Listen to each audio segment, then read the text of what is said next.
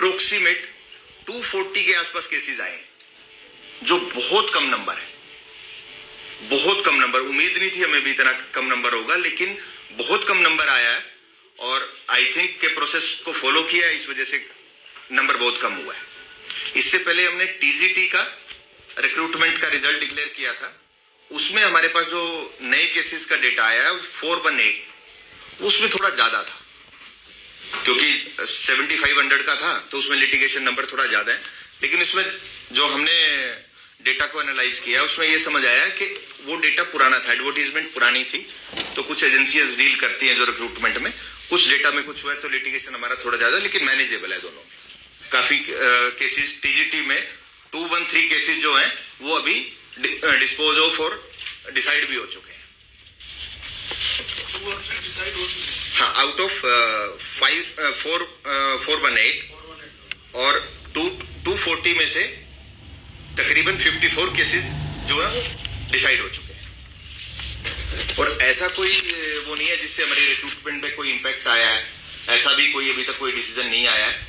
और रिक्रूटमेंट जो प्रोसेस है वो ऑलमोस्ट कंप्लीट हो चुका है, सब मैक्सिमम लोग ज्वाइन कर चुके हैं। कुछ ज्वाइनिंग में अगर कोई है तो डिपार्टमेंट लेवल पे कुछ क्लैरिफिकेशन पेंडिंग है, तो वो हम भेज चुके हैं, वो डिपार्टमेंट लेवल का इशू है, हमारे लेवल का नहीं।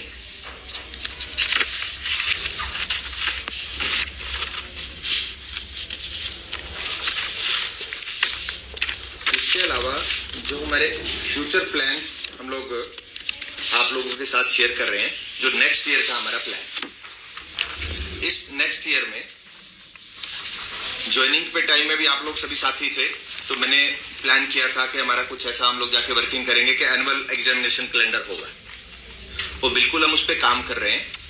और क्योंकि ये डिपार्टमेंट से भी रिलेटेड है, सिर्फ हमारा ही पार्ट नहीं है इसमें, रिक्विजिशन हमें टाइमली आए, तो हम सरकार से भी बात कर रहे हैं कि हमें टाइमली रिक्विजिशन आए और उसी के अकॉर्डिंगली हम इसका प्लान आउट कर लेंगे। बड़ा जल्दी इसमें एनुअल कैलेंडर डिक्लेयर करेंगे हम।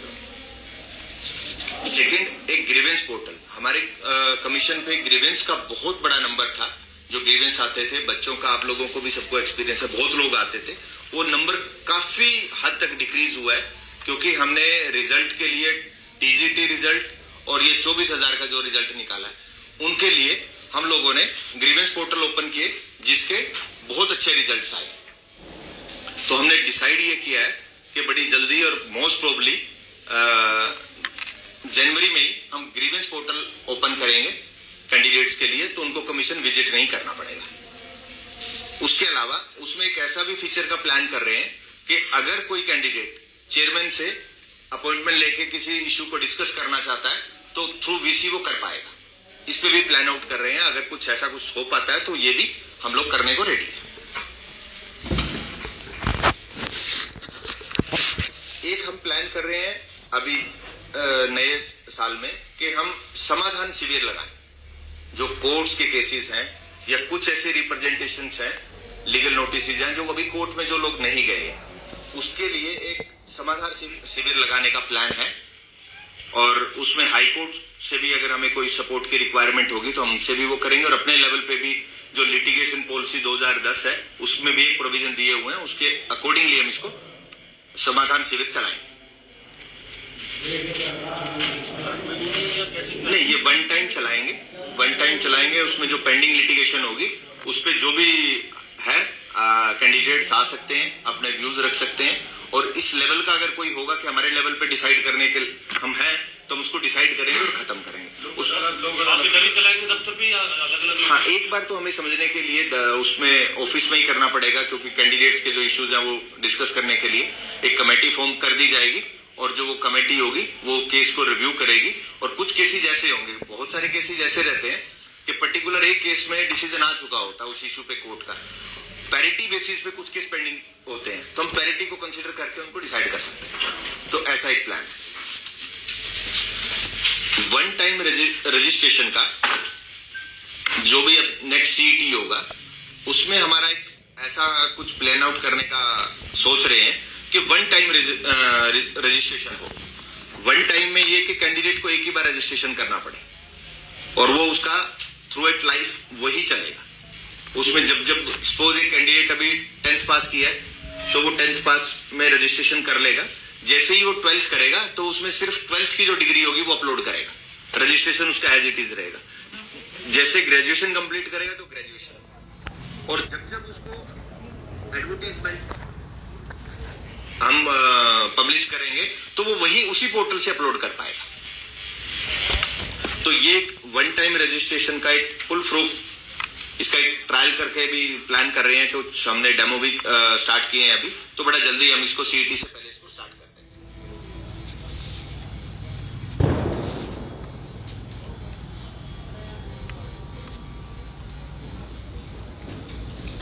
तो ये हमारा नेक्स्ट ईयर के प्लान्स हैं, जो पेंडिंग रिक्रूटमेंट्स हैं वो उसमें सारी कंप्लीट कर दी जाएंगी। कुछ ऐसी एग्जाम्स पेंडिंग है और कुछ एडवर्टाइजमेंट के लिए भी कुछ बच्चों का रिक्वेस्ट आया है, तो वो हम उसमें कंप्लीट करने का इसका प्रयास करेंगे। इसके अलावा मेरे पास कल शाम को मैंने अपने फेसबुक अकाउंट से बच्चों से रिक्वेस्ट किया था कि अगर कोई क्वेरीज आप रखना चाहें तो आप रख सकते हैं। तो अप्रोक्सीमेट 4000 बच्चों ने कमेंट्स किए। तो मैं शेयर करता हूं, कुछ बच्चों के कमेंट्स से बहुत तो रिपीट ही हुए, लेकिन जो कॉमन है मैं उसमें करूंगा और आप लोगों के भी कुछ क्वेरीज है वो क्लियर हो जाएंगी इससे। जैसे मैक्सिमम बच्चों ने पूछा नया सीईटी, ये सीईटी कब होगा, इसमें जो बच्चों ने पूछा है इसमें शुभम मित्तल, संदीप सिवाच, अशोक कुमार, योगेश भारद्वाज, राजेश गोयल, चंदेला, अंकुश शर्मा, देव बेनीवाल और बहुत सारे कैंडिडेट हैं, सबके मैं नाम वो नहीं कर सकता।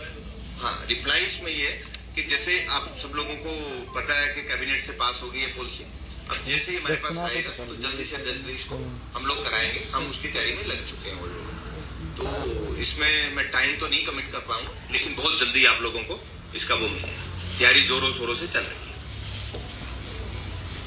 एक बच्चों ने जेबीटी मेवात कैडर के रिजल्ट के बारे में क्वेश्चन पूछा है। उसका हम लोग 24,000 का जो रिजल्ट आया है, 24,000 के रिजल्ट के बाद अभी ज्वाइनिंग में हम लोग वो थे, ऑनलाइन पोर्टल जो ग्रीवेंस पोर्टल है उसमें है, कुछ एक्टिविटीज थी ब्रांच वाइज, जैसे एसओपी डिजाइन करना उसमें थे, तो हम लोग इसमें नहीं कर पाए।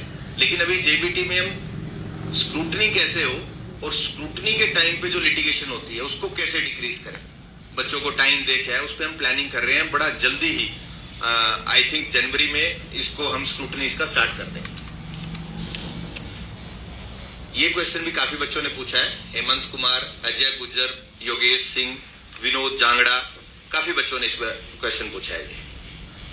ग्रुप डी की वेटिंग लिस्ट, ये क्वेश्चन भी बहुत बच्चों ने पूछा है। मोहित पवार और पवन राव, अंकित, राहुल शर्मा, कुछ बच्चों ने टीजीटी की वेटिंग लिस्ट, ग्रुप डी की वेटिंग लिस्ट और एफएसएल, ये क्वेश्चन पूछे गए हैं। तो ये तीनों ही हम बड़ा जल्दी इसको कर दें। कब तक कर देंगे? जनवरी में इनको कंप्लीट कर दें। जनवरी में इनको कंप्लीट कर दें। हो सकता है कि सेकंड वीक थर्ड वीक में भी हो जाए, लेकिन इनको प्रायोरिटी में रखें। हाँ, टीजीटी तीनों हो जाएगा, ग्रुप डी भी, टीजीटी भी और एफएसएल तीनों हो जाएगा। फायर ऑपरेटर, उस पर भी मैं आ रहा हूँ। फायर ऑपरेटर भर्ती का जो रिजल्ट के रिगार्डिंग है, इस पे कमेटी बनी हुई है और जो मैटर है वो डायरेक्टर जनरल फायर के पास, वो उस कमेटी को हेड कर रहे हैं। हमारे रिप्रेजेंटेटिव जाते हैं, काफी मीटिंग्स हो चुकी है, तो जैसे ही वो रिपोर्ट आती है तो हम रिजल्ट निकालने की स्टेज पे होंगे। ग्रुप 6 कॉमर्स ग्रुप का रिजल्ट के बारे में बड़े कैंडिडेट्स ने क्वेश्चन पूछा है। किरण, सोनू, कंचन मेहता, पूजा, सुशील शर्मा, कविता, वीरेंद्र और जानवी कौर। जो ये मैटर है ये ऑलमोस्ट बिल्कुल लास्ट स्टेज पे है। इसके एलडीसी की इस पर्टिकुलर ग्रुप सी की पोस्ट के लिए कोर्ट में स्टे था। अब नेक्स्ट डेट ऑफ जो केस है वो 15 जनवरी को लगा है। हमारे एचएसएससी के पार्ट पे जो था वो हमने रिजोल्व कर दिया, तो मोस्ट प्रोबेबली कोर्ट इसमें 15 जनवरी को स्टे वेकेट कर देगा, तो हम रिजल्ट निकालने के स्टेज में होंगे। जैसे स्टे वेकेट होगा हम कर देंगे। हमने जो ऑर्डर कंप्लाई करना था हाई कोर्ट का वो हम लोग कर चुके हैं।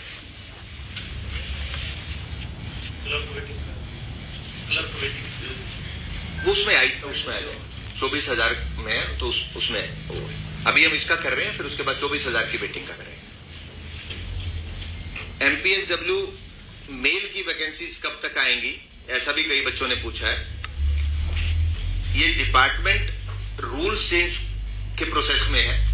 हमसे जो कमेंट्स मांगे गए थे हमने वो अप्रूव कर दिए हैं, तो डिपार्टमेंट जैसे ही रूल्स चेंज पास हो जाएगा, अमेंडमेंट्स हो जाएंगे, तो हम इसको उसके बाद कर पाएंगे। अब कुछ बच्चों ने हमें सुझाव भी दिए हैं। हरियाणा पुलिस वेटिंग का भी पूछा है। हाँ, वो 24 में आएगा। वो जो 24,000 का वो रिजल्ट है, उसकी वेटिंग एक बार में ही हम डिसाइड करके करनी पड़ेगी। इनिशियली इसको करेंगे, फिर सेकंड स्टेज में 24,000 की वेटिंग पे जाएंगे। तो कुछ बच्चों ने हमें सुझाव भी दिए हैं। सुझाव दिए हैं संदीप सिवाच ने, अशोक कुमार और योगेश भारद्वाज। ये कहते हैं कि सीटी वर्ष में एक बार होना चाहिए। तो अभी आप लोगों ने पॉलिसी में देखा है, तो गवर्नमेंट डिसाइड जैसे जैसे करेगी उसके अकॉर्डिंगली सीटी होगा। एग्जाम कैलेंडर और सिलेबस। एग्जाम कैलेंडर के लिए मैं ऑलरेडी बोल चुका हूं। सिलेबस तो हमारा है अभी भी, लेकिन उस पर क्या बेटर हो सकता है, तो उस पर हम काम करने को रेडी है। अगर बच्चे भी कोई सजेशन देना चाहें तो वो दे सकते हैं कमीशन को। नई सीटी से पहले हो जाए, सिलेबस डिफाइन हो। सिलेबस तो ऑलरेडी डिफाइंड है, अब तो चेंज उस पर नहीं कर पाएंगे क्योंकि बच्चे उसी की तैयारी कर रहे हैं।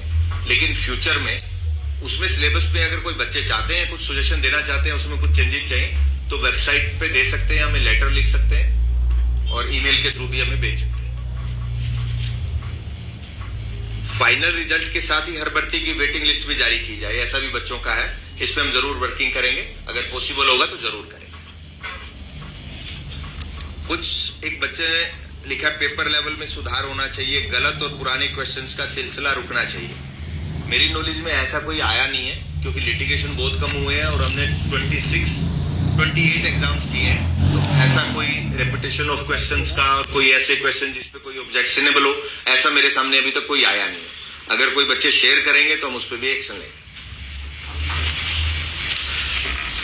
बच्चों की सहायता के लिए HSSC हेल्प डेस्क और ऑनलाइन पोर्टल शुरू किया जाए, तो ये जैसा बता ही चुका हूं कि हम बड़ी जल्दी इसको शुरू करने वाले हैं। CET 2025 का नोटिफिकेशन जनवरी में निकाला जाए, तो इसमें सरकार लेवल पे है। जैसे ही सरकार करेगी, HSSC इमीडिएटली उस पर काम शुरू कर देगी। प्रेफरेंस पोर्टल की भी मांग कर रहे हैं।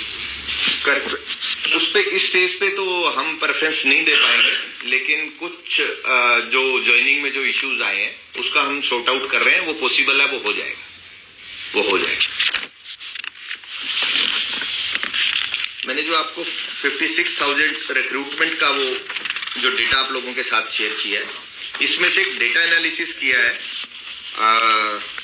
24,000 रिक्रूटमेंट का, क्योंकि मेरे पास सबसे बड़ा नंबर उसी का था और वो नई कमीशन आने के बाद था। और हम लोग चाह रहे थे कि भी कुछ चीजें ऐसी हम इसको एनालिसिस करें कि जैसे बेटर में बड़ी कुछ कर पाए फ्यूचर में बेटर।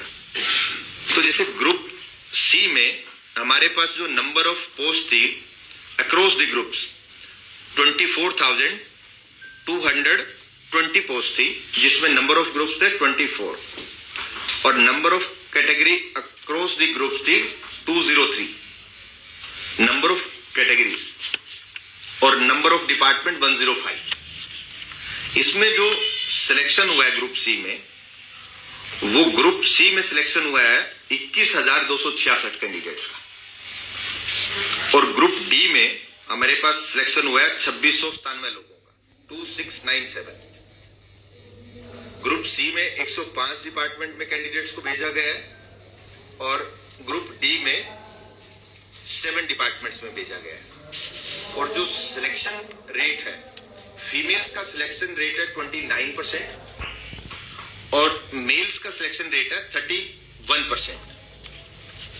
टीजीटी में जो सिलेक्शन रेट था वो फीमेल्स का ज्यादा था। इस 24,000 के रिजल्ट में कुछ पोस्टें ऐसी हैं जो सिर्फ मेल्स के लिए, जैसे पुलिस में 5,000 मेल्स के लिए ही थी। तो जो ये रेशियो है ये 21 का और 31 का इसलिए है क्योंकि मेल्स के लिए पोस्टें ज्यादा थी और टीजीटी में फीमेल्स का सिलेक्शन रेट बहुत ज्यादा था। टीजीटी का मेरे पास ऐसे, क्योंकि वो पुराना डेटा था मैं उसको नहीं कर पाया, लेकिन वो मेल से काफी ज्यादा था। मेरे पास एग्जैक्ट नंबर नहीं है, लेकिन मेल से काफी ज्यादा। सर क्लर्क की कुछ भर्ती भी पेंडिंग है डिपार्टमेंट में। ज्वाइनिंग पेंडिंग है, भर्ती कोई पेंडिंग नहीं है, कुछ में ज्वाइनिंग पेंडिंग है। मैं आपकी क्वेरीज एक बार कंप्लीट करके मैं सारी क्वेरीज आप लोगों की रिजॉल्व करूँ। हमने एक प्रेफरेंस पोर्टल लॉन्च किया था 30 सितंबर को और 4 दिन के लिए वो ओपन है। उसमें कुछ डेटा सामने आया कि 15,207 लोगों को 15,207 ऐसे कैंडिडेट्स हैं आउट ऑफ 24,000 जिनको फर्स्ट प्रेफरेंस मिला है। सेकंड प्रेफरेंस मिला है 2341 और थर्ड प्रेफरेंस मिला है 1034। तो ये फर्स्ट सेकंड थर्ड ये एक नंबर किया है। मैक्सिमम लोगों को 15,000 out of 24,000 is a good number जिनको फर्स्ट प्रेफरेंस ही मिली है।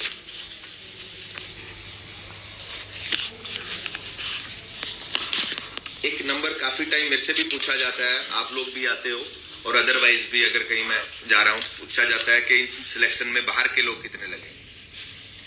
तो नंबर बहुत ही कम है। अगर मैं ग्रुप सी की बात करूं तो 21,266 में से सिर्फ 137 लोग ऐसे हैं जो आउट ऑफ द स्टेट है और ग्रुप डी में 2631 जो नंबर है उसमें only 66 number is the out of the state. कुछ ऐसा विधानसभा वाइज भी है या जिले वाइज है आपके पास डाटा? जिले वाइज मैं आपके लोगों के साथ शेयर कर रहा हूं, जिले वाइज भी और कुछ विलेजेस का भी डेटा है हमारे पास, वो भी मैं आपके साथ शेयर कर रहा हूं। कॉन्स्टिट्यूंसी वाइज का हमारे पास एज सच कोई डेटा नहीं है, लेकिन वो बन सकता है। लेकिन उस एंगल पे हम लोग गए नहीं और हो सकता है उसका डेटा भी, क्योंकि हमारे पास कैंडिडेट्स के एड्रेसेस हैं, एड्रेसेस के पॉइंट ऑफ व्यू से उसको कंपाइल करके डेटा बन सकता है। जिले वाइज क्या डाटा है सर? हाँ, मैं आपके साथ शेयर कर रहा हूँ। सबसे ज्यादा सबसे कम तो आप बताइए तो। हाँ, मैं लेकिन ये नंबर रूटीन में मेरे से अदरवाइज भी फोन पे भी कई आप लोग भी पूछ लेते हो और बाकी क्या मैं 24,000 का एनालिसिस कर रहा हूँ। ग्रुप सी और डी ये 24,000 का मैं बता रहा हूँ। 24,000 में से 137 और 66 तो लेस देन 1% है। अदरवाइज एक मार्केट में एक ऐसा रहता है कि नहीं बाहर के लोग बहुत लग रहे हैं। मैंने आपको नंबर शेयर किया है और जो कैंडिडेट्स की डिटेल है हम अदरवाइज वो नहीं कर सकते, लेकिन मैंने आपको आप सब लोगों के साथ में डेटा शेयर कर रहा हूं तो पूरा कमीशन है। तो आप इसको कैसे या कोई और डेटा है तो हमारे साथ शेयर करें। मैं आपके साथ शेयर कर रहा हूँ। आप संख्या डिक्रीज हुआ बाहर के कैंडिडेट्स का जी तो आप कोई रिस्ट्रिक्शंस लगा रहे हैं? नहीं, हमने कोई रिस्ट्रिक्शन नहीं लगाया और बाहर के कैंडिडेट पे कैसे रिस्ट्रिक्शन लगाया जा सकता है? हमने नहीं लगाया और कोई है ही फिजिबिलिटी नहीं है कोई किस टाइप के रिस्ट्रिक्शन लग सकते हैं। हमने तो जो जहाँ के जो एड्रेसेस है और ये मुझे नहीं लगता कि कमीशन में भी पीछे अगर पिछले डेटा को भी चेक किया जाए कोई ऐसा नंबर होगा। ये मैं HSSC की बात कर रहा हूँ, बाकी का मेरे को नहीं आइडिया। HSSC का ये डेटा। अब हमारे जैसे कुछ टॉप 10-11 विलेजेस हैं, जैसे सतनाली विलेज है महेंद्रगढ़ में, इसमें सिलेक्शन रेट, पाई गांव है कैथल में 29, चांग गांव है भिवानी में 27, भूना फतेहाबाद 26, दुबलान झज्जर 24, दुबलधन गोरखपुर फतेहाबाद, बाबरा हिसार 24, बरवाला